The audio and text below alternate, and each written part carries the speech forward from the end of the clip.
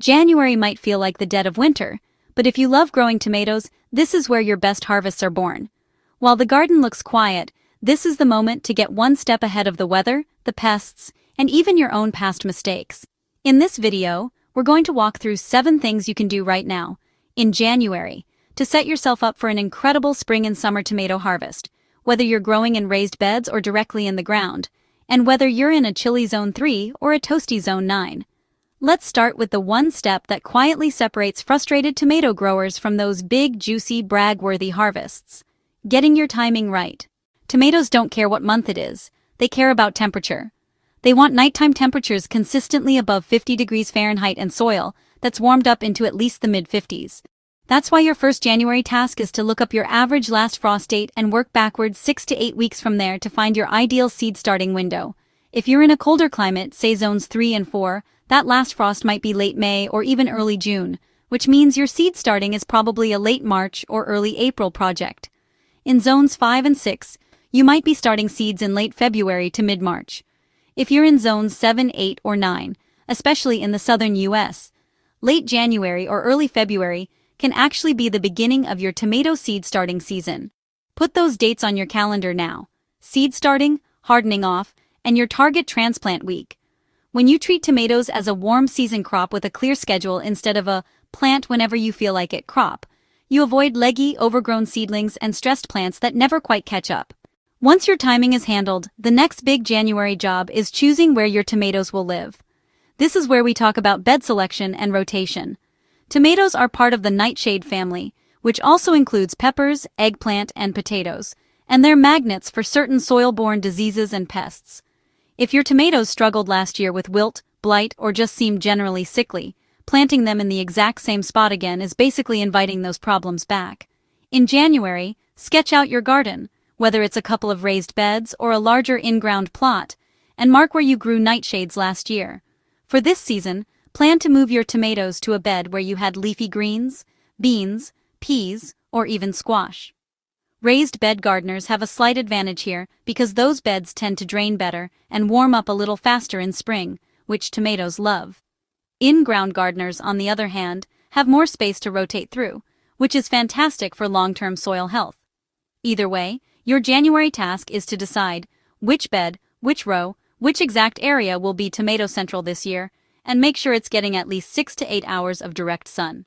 With location decided, we move into the heart of your success: soil preparation. January is a beautiful month for feeding the ground while you're staying warm inside.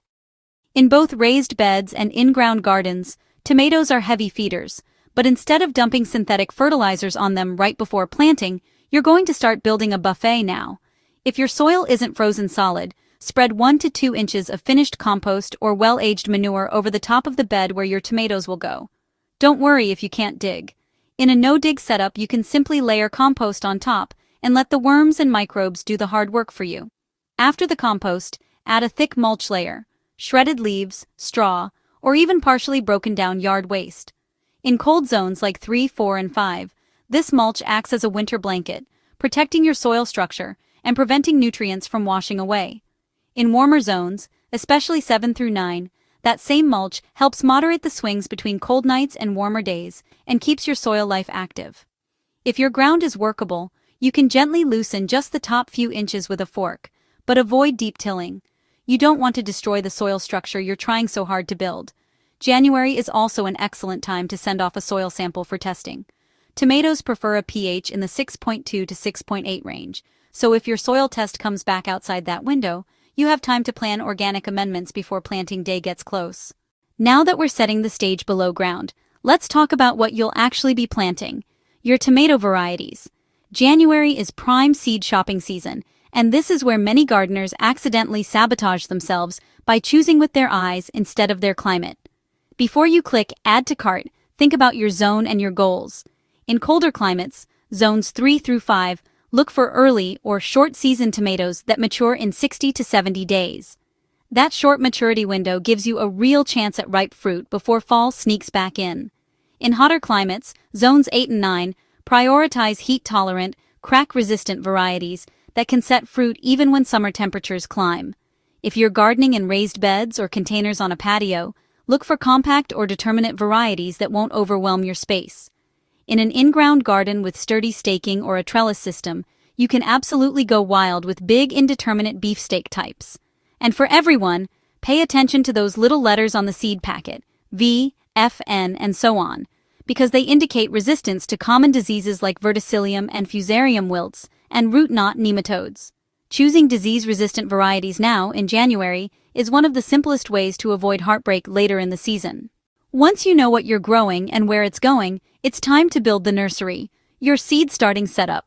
This is the fourth key January task, and it might be happening inside your house, in a basement, or in a small greenhouse, depending on your zone. Before any seeds are sown, clean everything. Wash last year's cell trays, pots, and humidity domes with a mild soapy solution, or a dilute vinegar mix to strip away lingering pathogens that cause damping off. That frustrating disease where seedlings look fine one day and collapse the next. Check your grow lights. They should be able to sit just a couple of inches above your seedlings and run 14 to 16 hours a day. Take a moment to feel your seed starting mix too. It should be light and fluffy, not heavy like garden soil. Tomatoes germinate best in that warm, well-draining medium at around 75 to 85 degrees. So if you're in a colder zone and your indoor space runs cool, this is when you decide if you need a heat mat. Doing this cleanup and equipment check in January means that when your exact seed starting date arrives, whether that's late January in Zone 9 or late March in Zone 4, you're not scrambling for supplies or trying to fix problems with seedlings already on the line. The fifth thing to tackle in January is planning your support and spacing.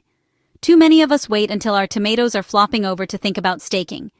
Whether you're gardening in raised beds or in-ground rows, tomatoes appreciate strong early support. This is the perfect month to decide whether you're going with cages, stakes, a Florida weave system, or some kind of trellis.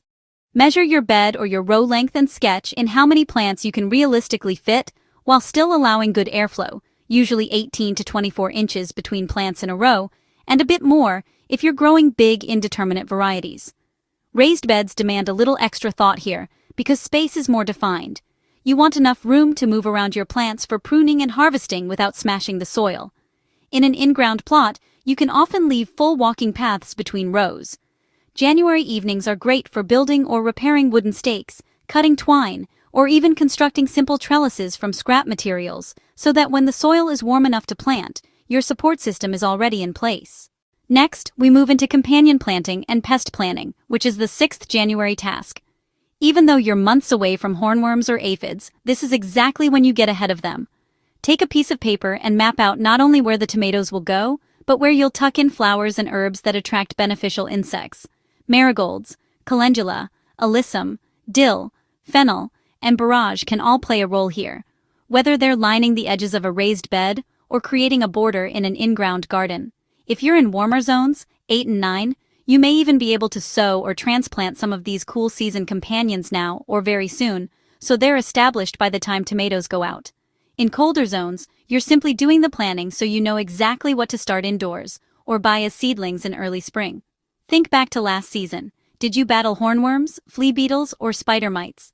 If so, January is when you research and gather your organic defenses, things like floating row cover for young plants, hand-picking routines, or encouraging birds and parasitic wasps with habitat and water sources. By the time pests wake up, you won't be reacting in a panic. You'll be following a plan. Finally, the seventh thing to do this month is to commit to monitoring and adjusting. January gives you a rare window to look honestly at last year's tomato season and take notes without the emotion of a plant dying in front of you. Did your raised beds dry out too quickly in midsummer? Maybe you need deeper mulch or a soaker hose this year. Did your in-ground rows stay soggy after every rain? Perhaps you add more compost for structure and plant tomatoes on slight mounds to improve drainage. In colder zones, consider simple season extension ideas like low tunnels or cloches, so you can get tomatoes into the ground just a little earlier without risking frost damage. In warmer zones, plan for shade cloth or strategic afternoon shade to help your plants keep flowering when the heat peaks. Write these ideas down now. Treat January as your planning and correction month, where every problem from last year becomes a solution for this year. So even though it may look like nothing is happening out there in the garden, January is actually when a huge tomato harvest is quietly being built. You're dialing in your timing based on your zone, choosing and rotating your raised beds or in-ground rows wisely, feeding your soil instead of just your plants, picking varieties that are actually matched to your climate, setting up a clean and efficient seed starting station, planning companions and natural pest control, and learning from last year's battles. Do these 7 things now, and when spring rolls around, you won't be rushing or guessing, you'll be ready.